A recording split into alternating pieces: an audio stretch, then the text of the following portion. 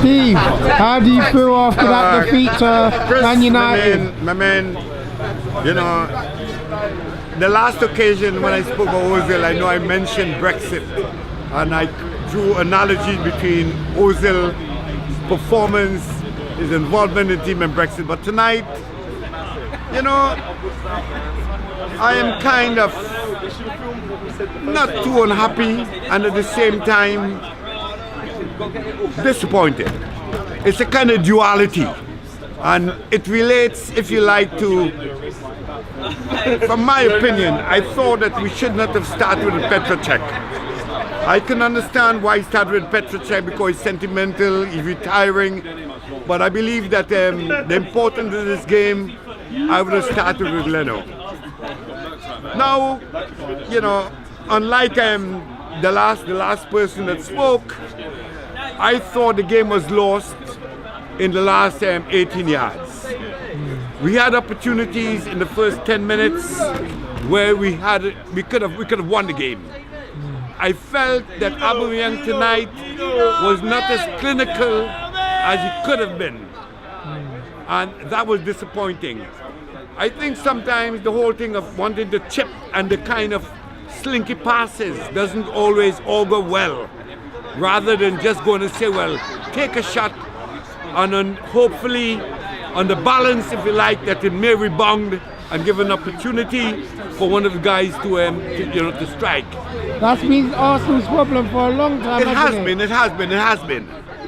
The midfield, I am not going to lay blame on the midfield in particular, because I felt the midfield, whilst they may not have been as clinical as they could have been, I think the strikers have to answer.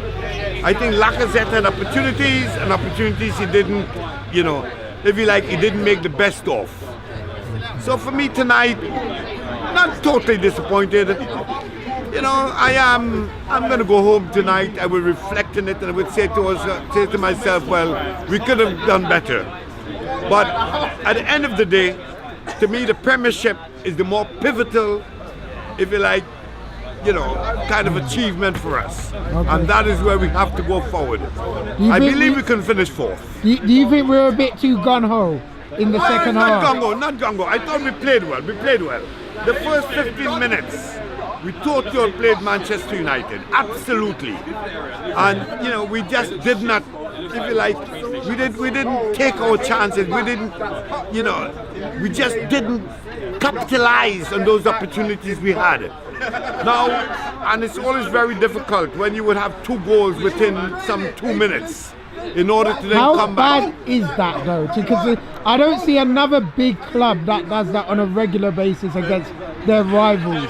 We always seem to concede 1 goal, and then a few seconds later we concede another. That is it. It is called, you know, I mean, I don't want to get in, but as an ex-military man, the one thing that I understood is where you go. It is the war of the flea.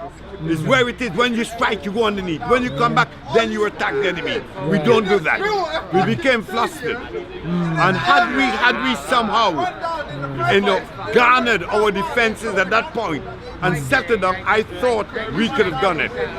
Now we had opportunities, Chris. We had opportunities. You know, I'm finding it very, very difficult to try and analyze and to say to you, here were the faults why we lost. Do you think Socrates coming off played a big factor in the game? It certainly did. Having lost 2 defensive players, you know, within such a kind of sequential moment, it did, you know, it affect the team. And I have to say, one of the things with Arsenal is, once we have injuries, we somehow do not garner ourselves. And we do not say to ourselves, listen, let's get this together. Let's move forward. You know, we don't create. We somehow, you know, within our minds, there's a mindset. We suddenly say, well, hey, we are in problems. Where, you know, now I will say to you, I mean, if I may, and people may talk about where we are. Let me talk about yesterday. But Chris, I would like to share with you, my philosophy is, and I would say to you, yesterday was history. Tomorrow is a mystery. Today is the present. Yes, So today we lost. But that does not in any way augur in any way that will, allow us, and we should not believe that we're going to fall short. I think our goal is 4th place. Even we can get 4th. We will get 4th. I will get 4th. We'll Even get 4th. the squad's big enough. Well, the squad is not big enough, but it's a question of, making use of your resources. And do you think the manager can do that? I believe he can. It is making use of your resources. It is getting within those, getting into a mindset that say, well, listen, what do we want? We are no longer in the Carabao Cup. We're no longer in the FA Cup. Where do we want? Premier League, 4th place, back end. We're still in the Europa Cup.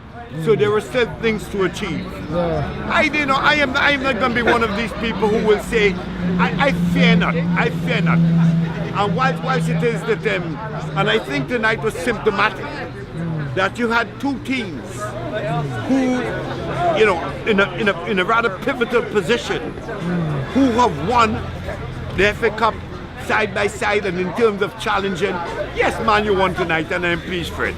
But we want to, our manager had 22 games without losing. Salsa now had 7 games. What does it tell us? Okay. How do you equate that? It's true. That is, that is the question I would put to Man U fans. You can't equate it because we are 22, and now here we are. Man U, at the end of the day, yes, it is a swan song, and they have improved. It's a whole different philosophy. I have to say, however, the referee leaves a lot to question because Pogba is a diver. Pogba is an absolute diver. And there was no question tonight again, he demonstrated his ability to dive.